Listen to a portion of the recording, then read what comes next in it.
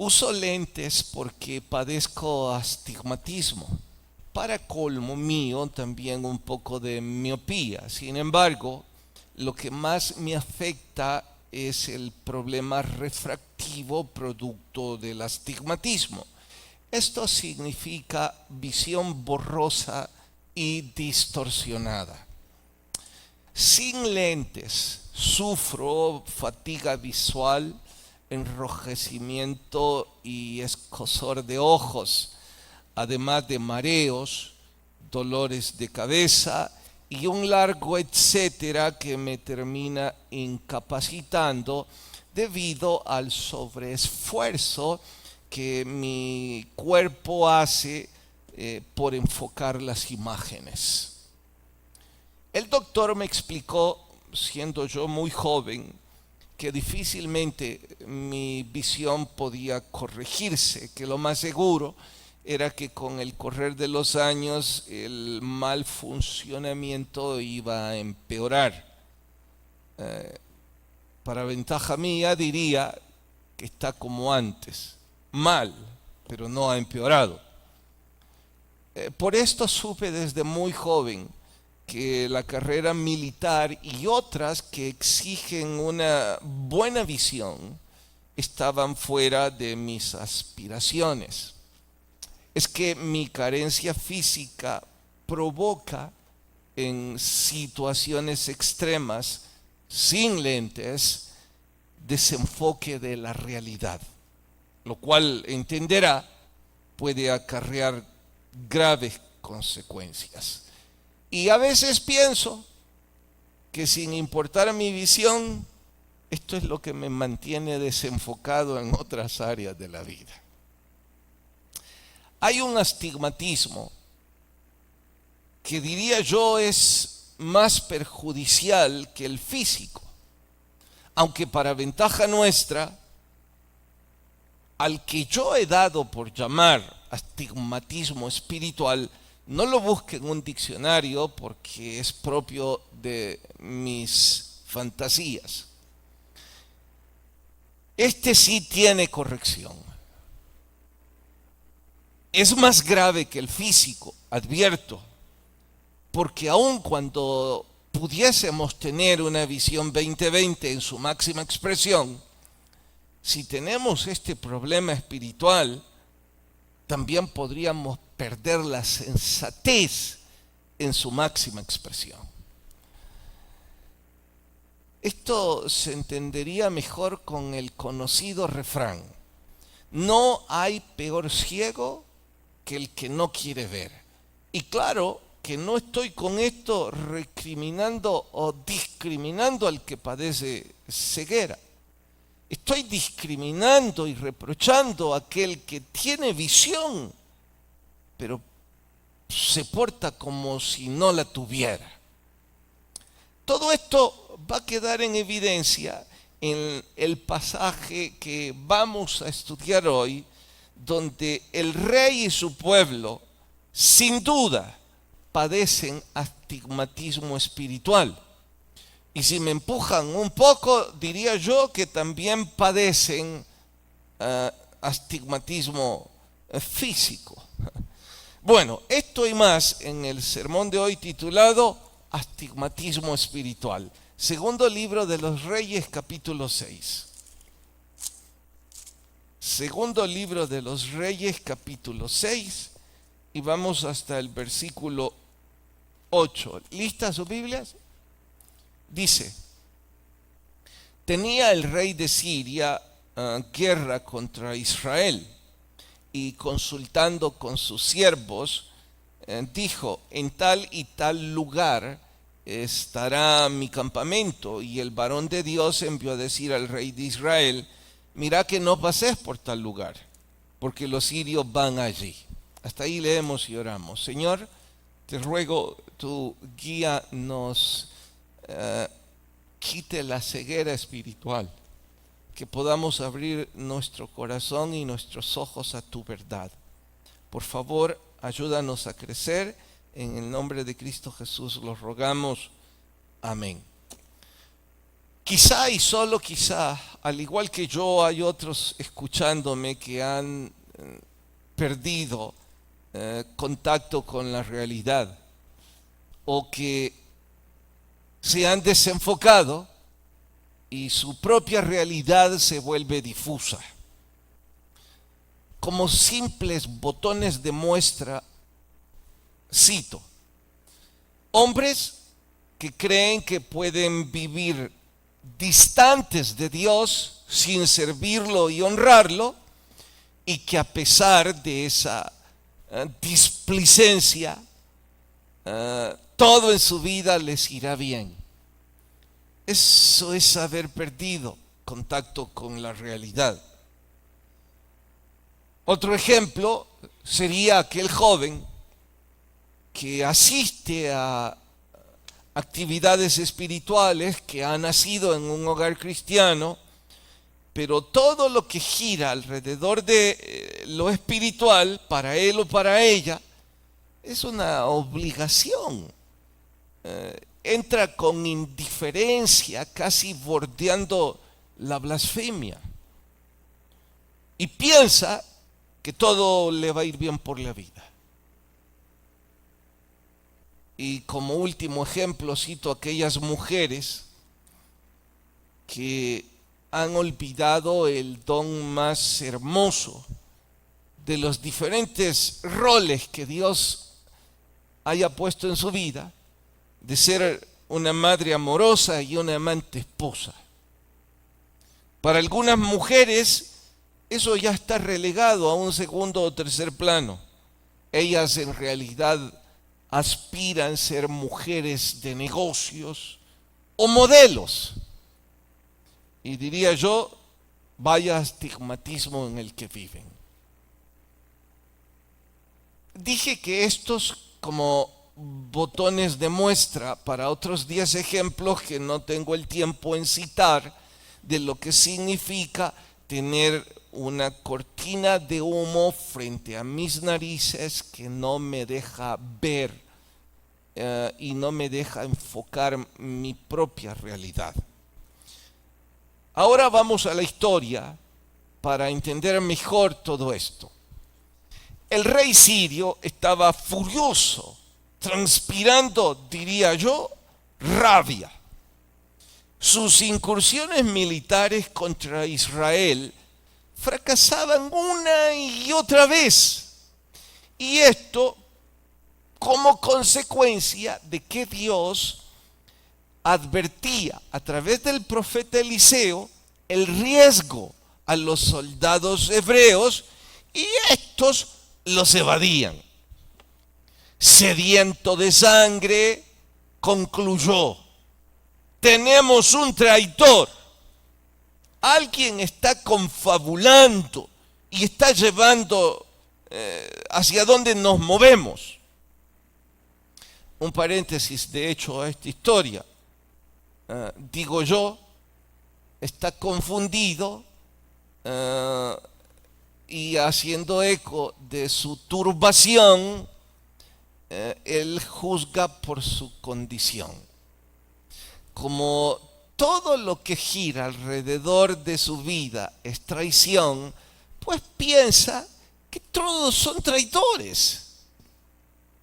De hecho, hay hombres y mujeres que van por la vida con una venda que no los deja ver más allá de su propia condición y juzgan a los demás precisamente por sus propios errores. En fin, esto les hace desenfocarse de la realidad. En medio de esa turbación, alguien le dijo: no, rey, no hay traición alguna, se trata más bien de un profeta, no es un espía. Casi puedo escucharle en la historia diciendo: ¿y qué es eso de profetas? ¿Y qué puede saber un rey pagano sobre un profeta que escucha a Dios? No se le puede pedir a los que viven desenfocados que de pronto piensen con sensatez o con principios. Como sea, cuando le explicaron que se trataba de un religioso, pues entonces se le ocurrió que podía resolver el problema. ¿Cómo? Enviando un numeroso ejército contra un religioso. Aquí digo, qué sarcasmo, ¿no? Qué locura. Enviar a un numeroso ejército contra un solo hombre que, por cierto, no usa armas.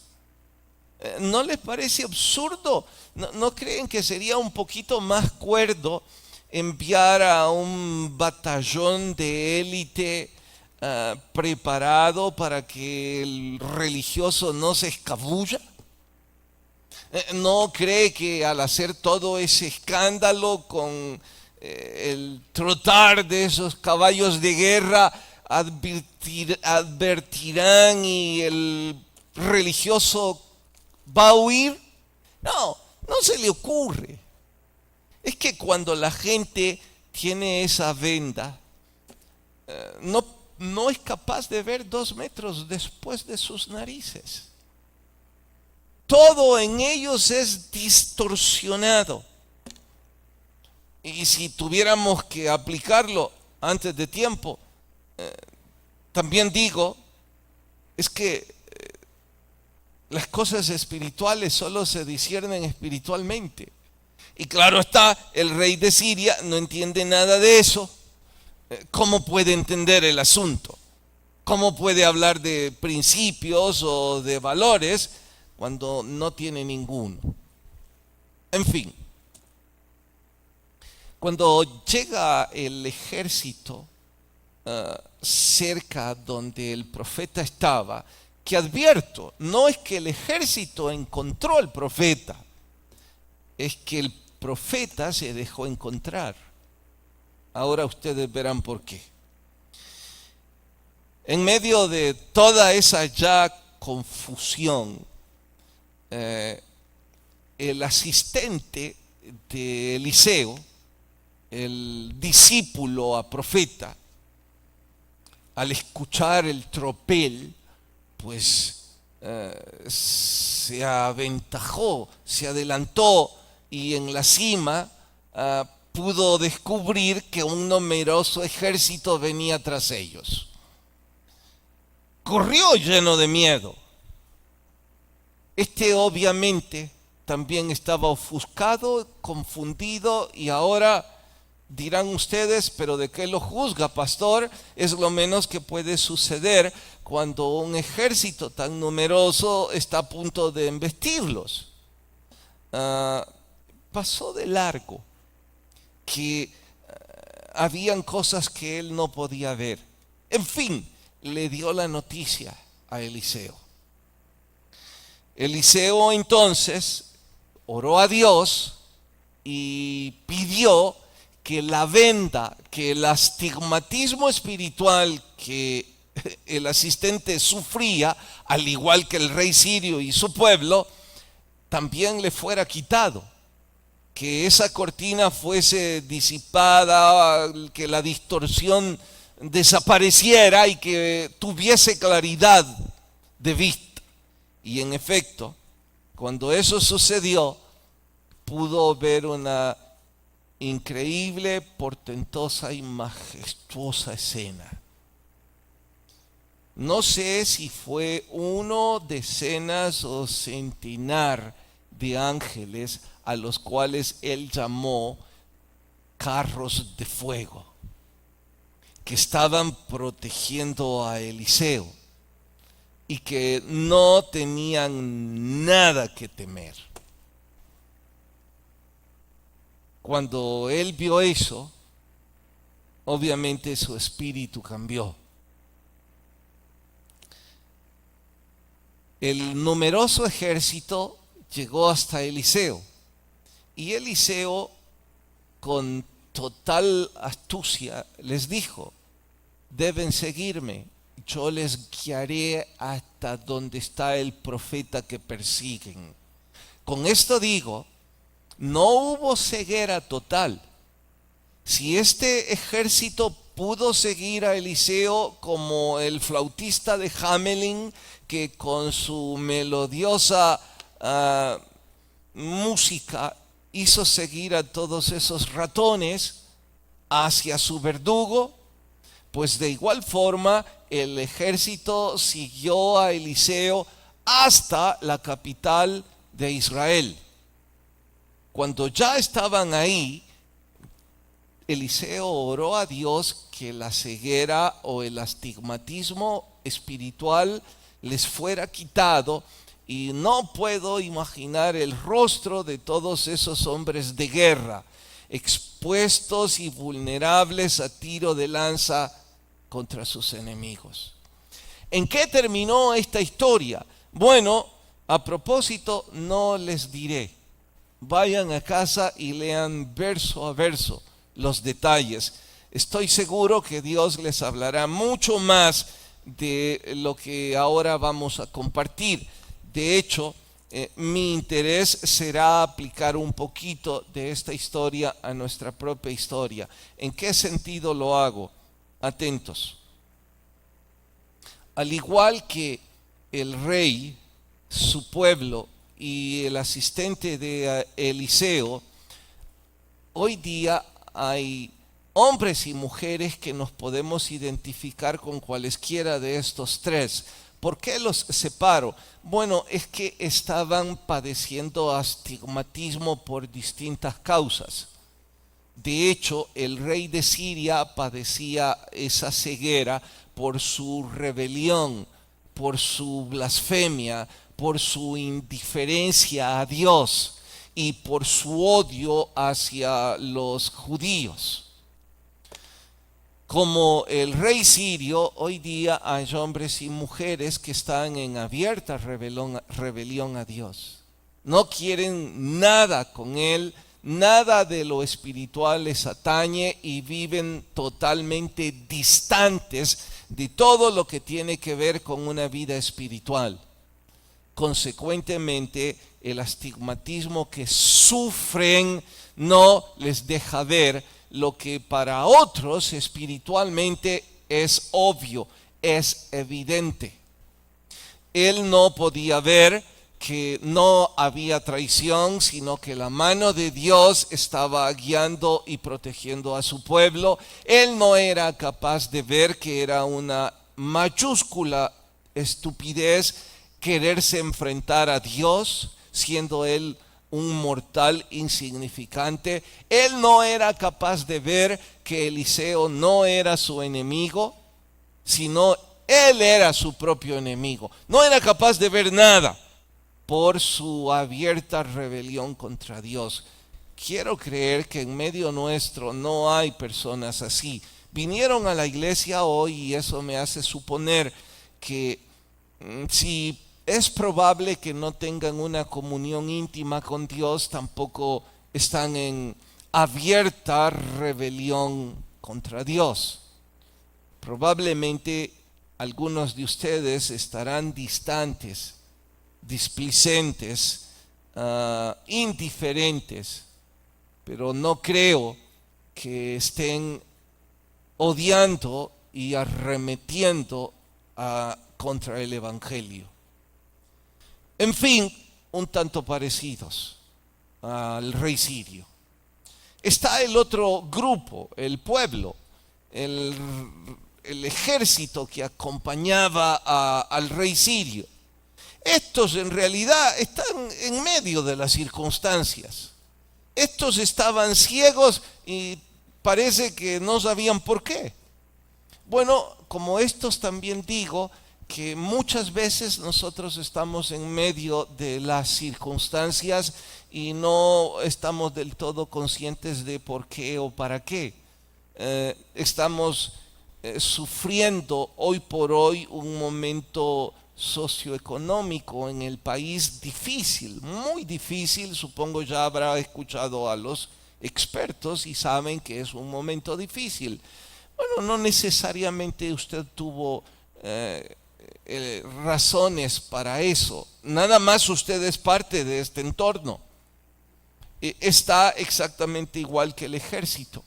o su familia se está resquebrajando. Usted es uno de los hijos y usted no es culpable, pero va a sufrir el entorno de sus papás en medio de toda esa confusión. Usted está ahí, puede identificarse con ellos. Y finalmente, el asistente de Eliseo. Bueno, este es un hombre de Dios, está estudiando para ser un profeta y parece ser que su entrega a las cosas espirituales no es lo mejor. Para suerte de él, no está muy distante del hombre de Dios y bastó con él mostrar su miedo, bastó con mostrar su quebrantamiento y el profeta le guió para que la visión le fuera dada y su ceguera desapareciera. Bien, aquí haré otro paréntesis porque debo sumergirme un poco en algo que no es la temática, pero cómo no hablar de ello. Los ángeles que Eliseo veía, que lo protegían y que luego su asistente pudo ver. Yo me pregunto cuántos de nosotros hemos tenido la oportunidad y la gloriosa bendición de que ángeles nos hayan protegido, nos hayan cobijado, nos hayan ministrado de una u otra forma y nunca nos dimos cuenta de que estábamos frente a una manifestación divina. No quiero con esto abrir una puerta a contar experiencias místicas y religiosas. Solo quiero con esto decir de que Dios es tan bueno y tan misericordioso que no una, sino creo muchas veces envía a seres sobrenaturales a protegernos, a dirigirnos. No sabemos por qué, no mueve situaciones más humanas a nuestro alcance. No tengo idea, pero suceden esas cosas. Voy a contar una, no con el afán de extenderme a experiencias religiosas extrabíblicas, sino más bien para intentar fortalecer su fe y que le dé crédito a Dios obrando en forma milagrosa en su vida. No es la única experiencia que podría narrar, pero ya que es extrabíblica, espero me sirva únicamente como ilustración. 30 y un poco más de años sucedió esto. Mi hermano mayor sufrió un accidente automovilístico y a consecuencia estuvo casi 40 días en coma. Eso fue lo que le provocó la parálisis para quienes le conocen. Entenderán que esos 40 días en coma fueron dramáticos para toda nuestra familia, pero por sobre todo para mi mamá. Digo por sobre todo porque entenderán el corazón de una madre desgarrado al ver a su hijo entre la vida y la muerte, y más en la muerte que en vida. De hecho, los médicos lo desahuciaron. En su expediente estaba el código que yo no podía entender, pero luego un familiar me explicó con mucha tristeza y me dijo: debes preparar a tu familia.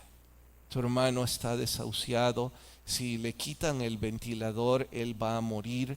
Y en este hospital el ventilador solo está autorizado en ese entonces, creo que 10 días, poco más, poco menos.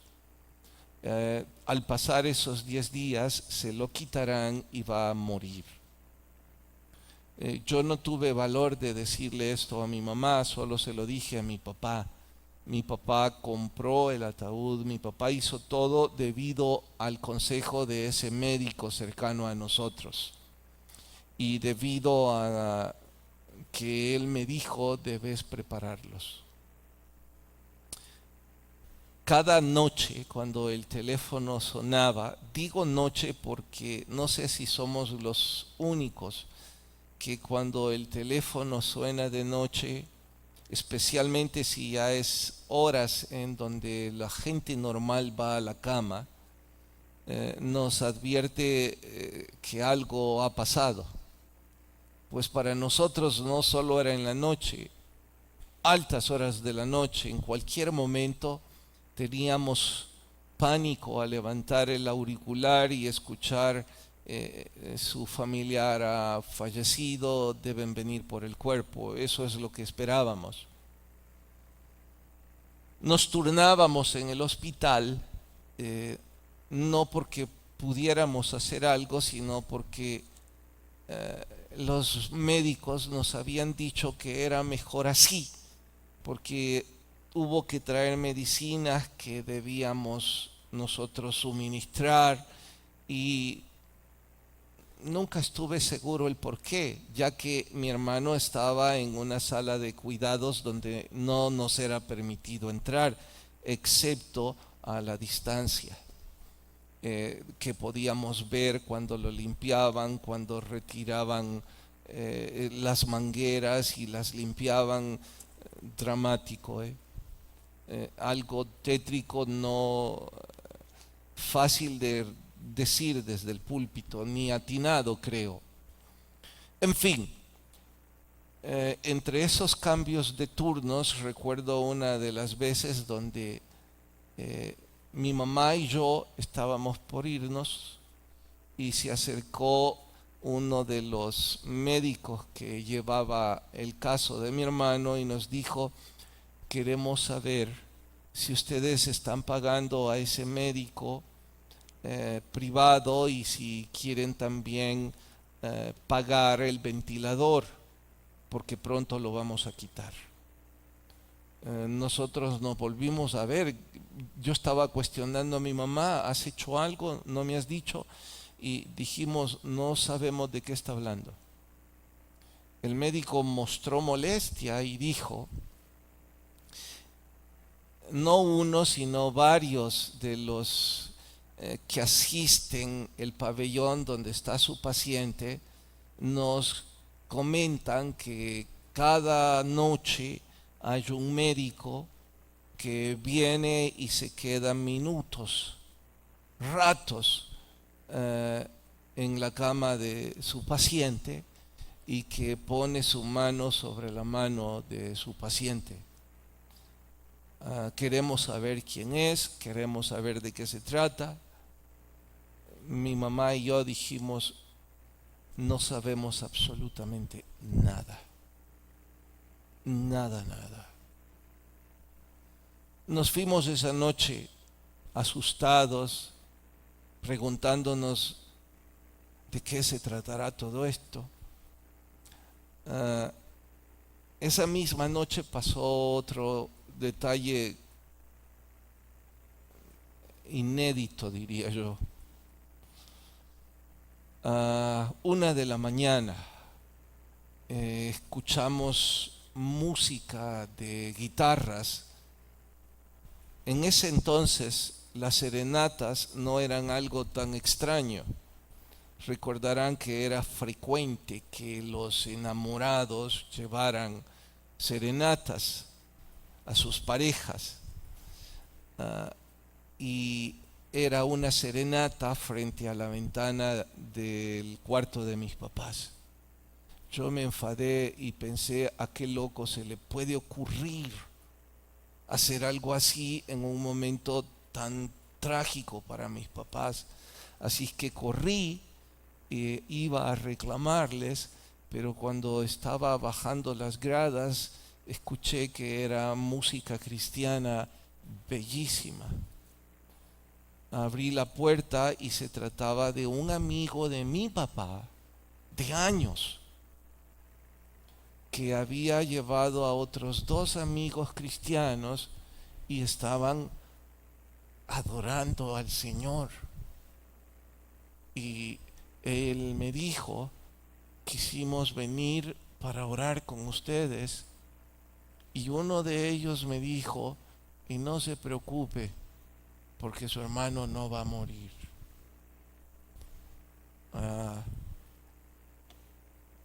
Han pasado 35 años desde entonces y yo lo recuerdo como si fuera ayer.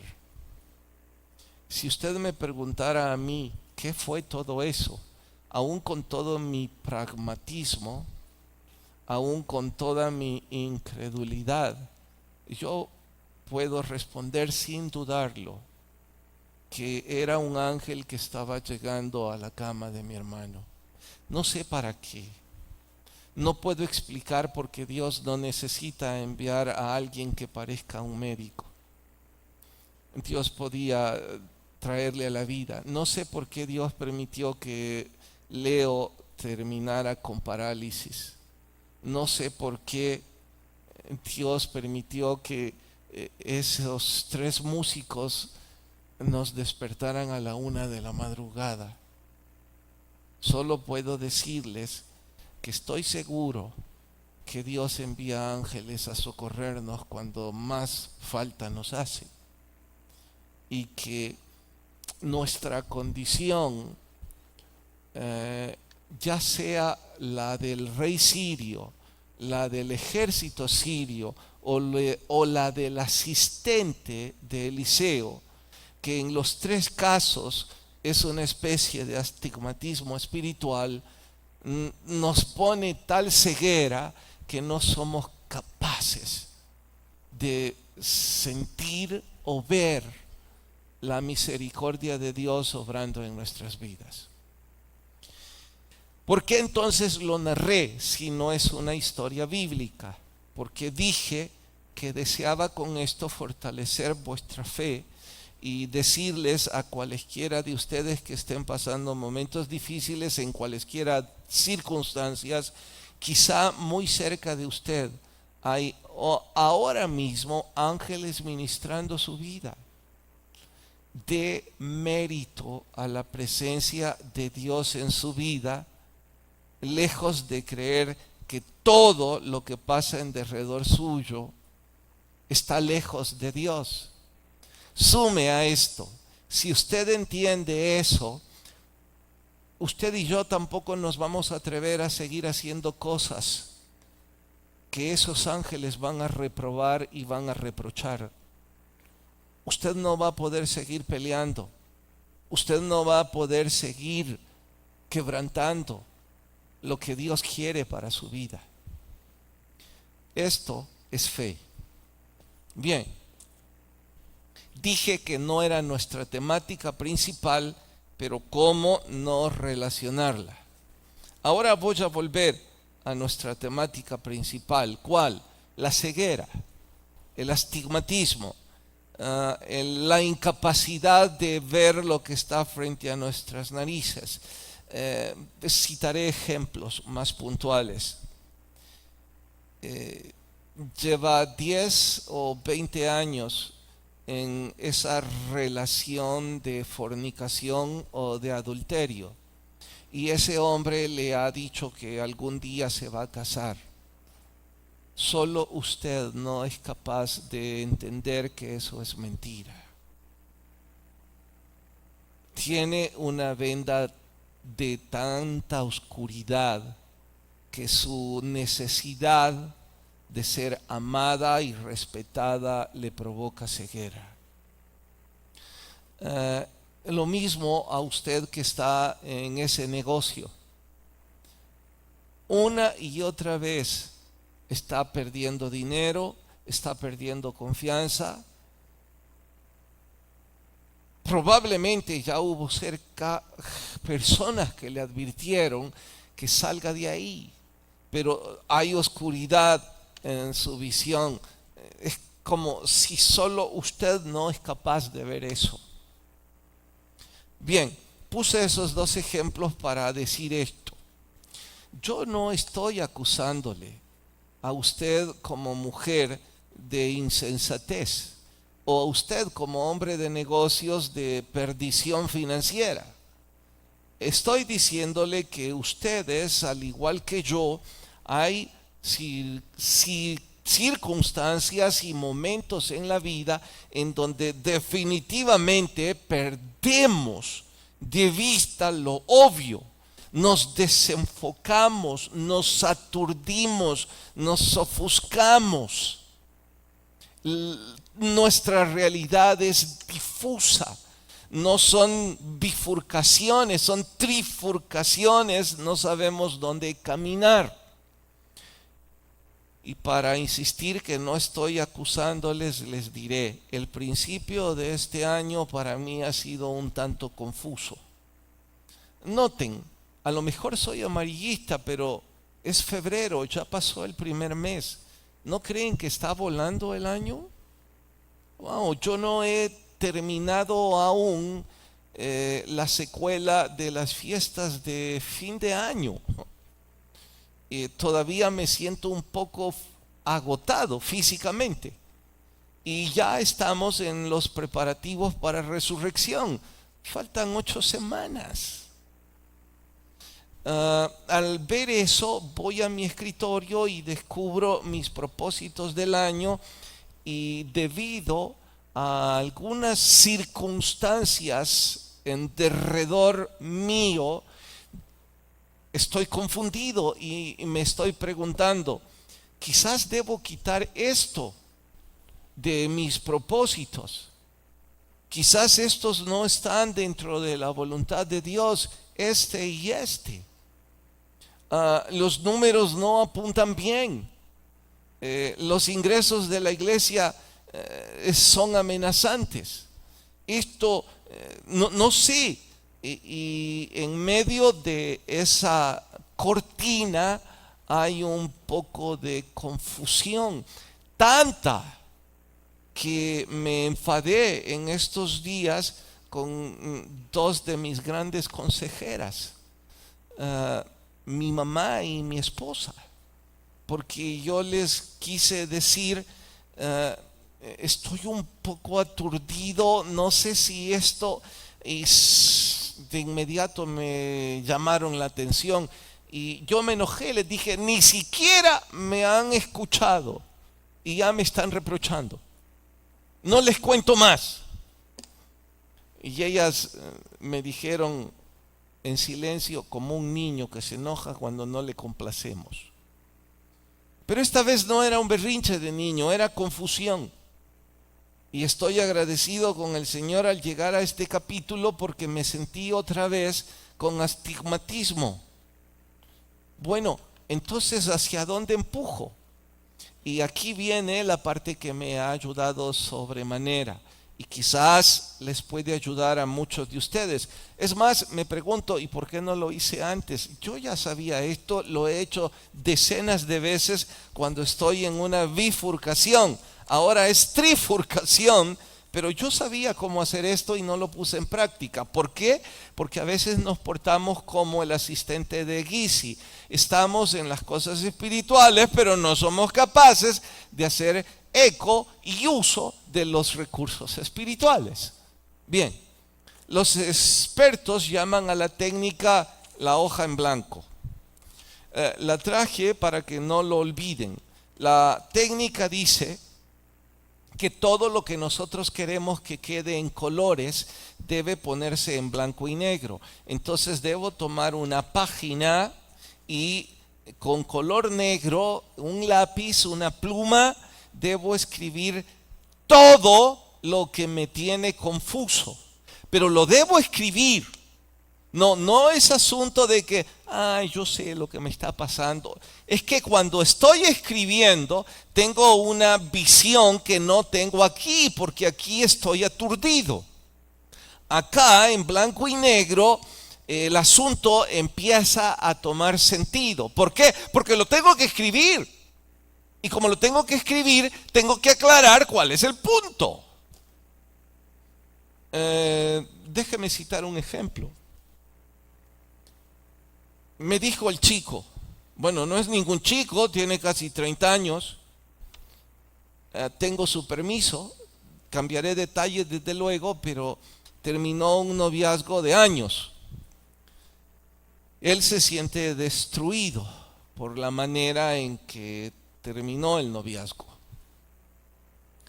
En medio de todo eso, cayó en depresión y debido a nuestra amistad, yo siempre bromeando para empujarlo y sacarlo y diciéndole, ¿cómo vas a salir vos con depresión? No tenés ni 30 años, sos profesional, sos buen cristiano. Y él me dijo, pastor, no me moleste, me siento mal, yo sé que usted me quiere, pero no me moleste. Entonces le dije, tenés que escribir qué es lo que te pasa. Él me dijo, usted sabe lo que me pasa, ¿qué te importa lo que yo sé? Que lo escribas. Entonces lo hizo y empezó, mientras escribía, me empezó a comentar que él es uno de esos cibernautas que ya no usa papel y lápiz. Pero me dijo, me costó encontrar el lápiz. Y al empezar a escribir empecé a ver cosas que no había visto, me dijo.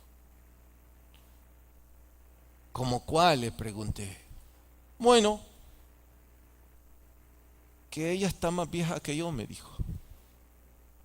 ¿De qué hablas? Sí, ella es mayor. ¿Y no te habías dado cuenta? No, me dijo. ¿Y por qué te diste cuenta? Porque escribí que la quería de tantos años.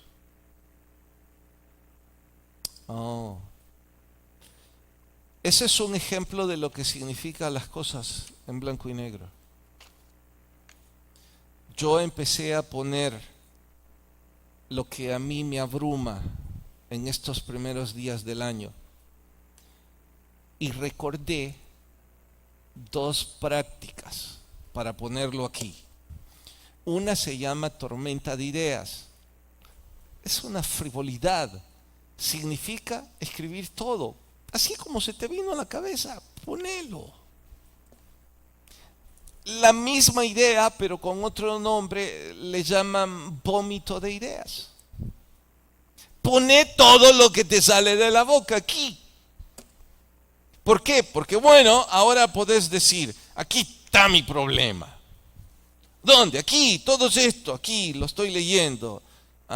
Bueno, cuidado, mientras lo estás escribiendo, la regla dice de la hoja en blanco que debes ocupar el minimalismo. Porque no se trata de que te vas a poner romántico, depresivo o emo, en palabras de mi esposa, en que vas a llenar un diario de vida para ponerte aquí, nadie me quiere, me dejó 12 de enero del 2000. No. Eso es una novela. Esta es una técnica, en donde es la hoja en blanco, punto. Y vas a ocupar el minimalismo. Minimalismo es menos es más.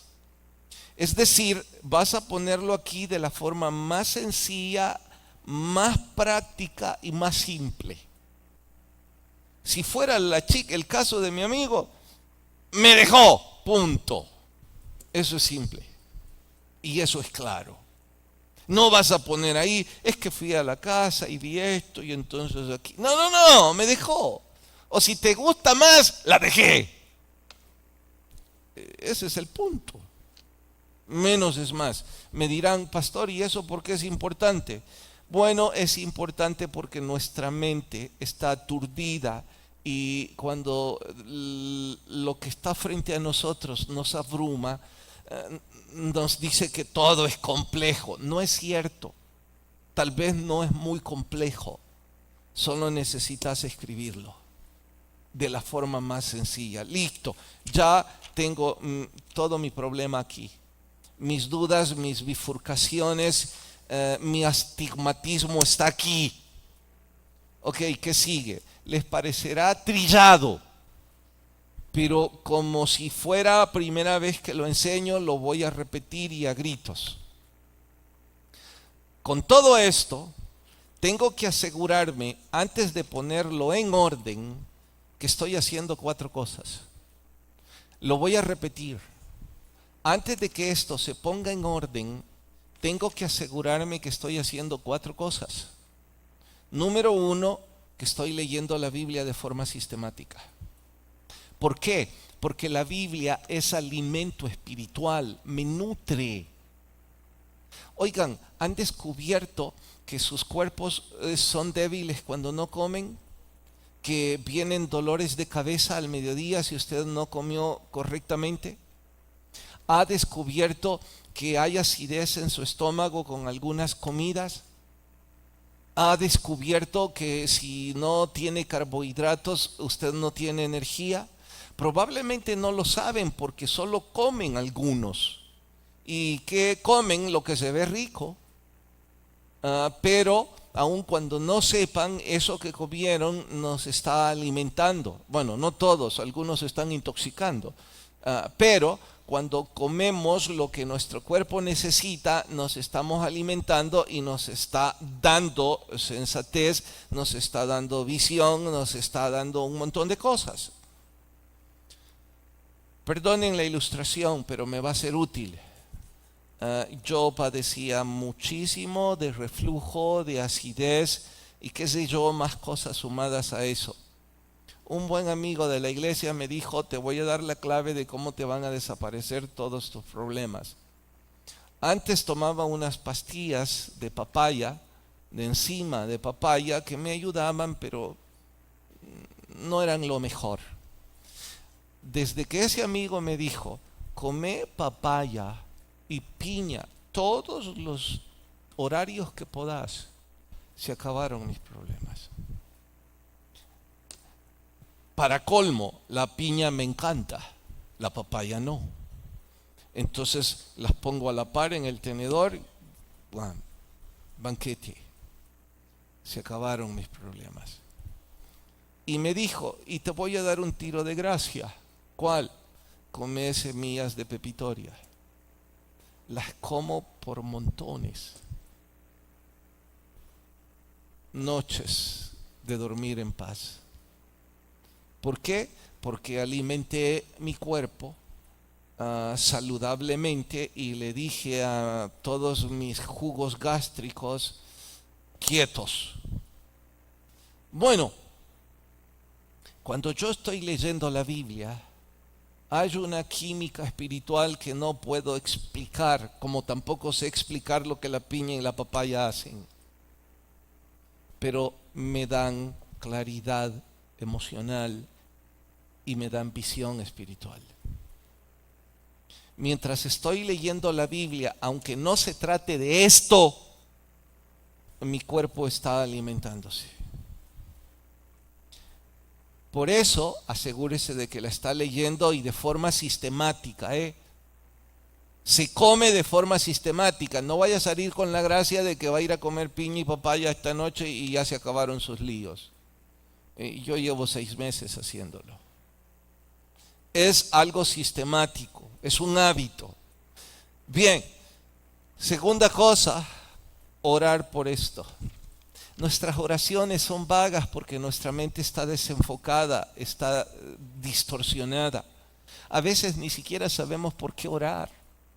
Si usted presta atención, a veces nuestras oraciones son las de niños malcriados, tontos que pedimos tonterías. Pero si usted escribe, estoy orando por... déjeme repetir el caso de mi amigo. El chico si pone... por favor, Señor, devuélveme a la que me maltrató. ¿Por qué están riendo? Porque ¿verdad que ya hay sensatez? Con lógica va a decir el chico, ¿cómo voy a orar por esa loca? Exacto. La oración nos da sensatez. Nos recuerda mi hoja en blanco.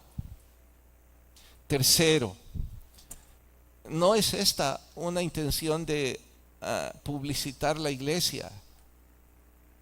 ¿Dónde está recordándonos Dios esto? Sino aquí mientras estudiamos sistemáticamente la Biblia. Sumado cuando venimos a la iglesia, no es asunto solo de estudiar, es asunto de adorar. Nuestro espíritu pide que el Espíritu Santo nos ministre.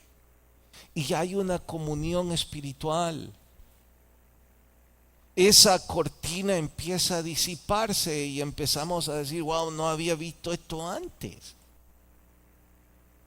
Cuarto, involúcrese. Bien, les contaré un poco más de mi amigo. Cuando llegué a la parte involúcrese, él me dijo, pastor, usted ya sabe cómo estoy de ocupado. El chico es brillante, tiene 2 trabajos y es un genio. Y yo le dije, no vas a salir de tu depresión si no lo haces. ¿Por qué? Me dijo él. ¿Por qué no lo intentás con lo brillante que sos y luego me cuestionás? Que no haya un minuto libre en tu día, que sintas cansancio, que si no es trabajo, es iglesia, es espiritual, que cuando los sentimientos te arrebatan y empezás a ponerte triste o pensás en ella, estás tan ocupado que ya no hay tiempo. Él me dijo, tiene lógica. Es como ocupar mi tiempo libre, ¿no? Llámale como te dé la gana. Para mí es, ore, lea la Biblia, congréguese y sirva. Listo, pastor. Uno de estos días nos volvimos a ver y yo volví a bromear con él y me dijo, no, espéreme. Venga, quiero que me dé su opinión. ¿Por qué? Le dije. Es que ya tengo otra hoja en blanco. Estoy confundido. ¿Todavía? Le dije. Sí, pero mi confusión es diferente, me dijo. Yo dije, no sé en qué se metió. Así que me detuve otro ratito, contame. Es que me gustan 2, me dijo. Y no sé por cuál decidirme. Y no que estabas en depresión. Y sabe, pastor, me dijo, las 2 andan detrás de mí.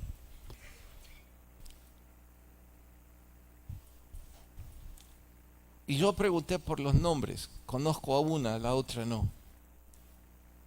Y bromeando le dije, wow, es mucho para vos, le dije.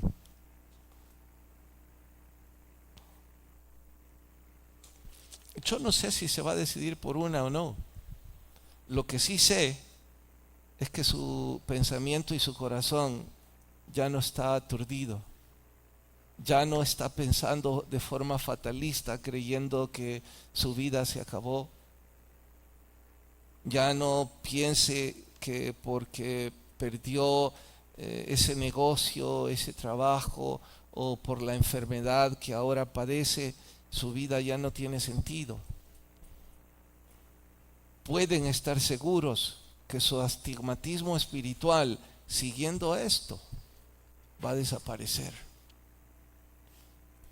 Y van a empezar a decir, como yo digo ahora, ¿cómo no se me ocurrió hacer esto antes?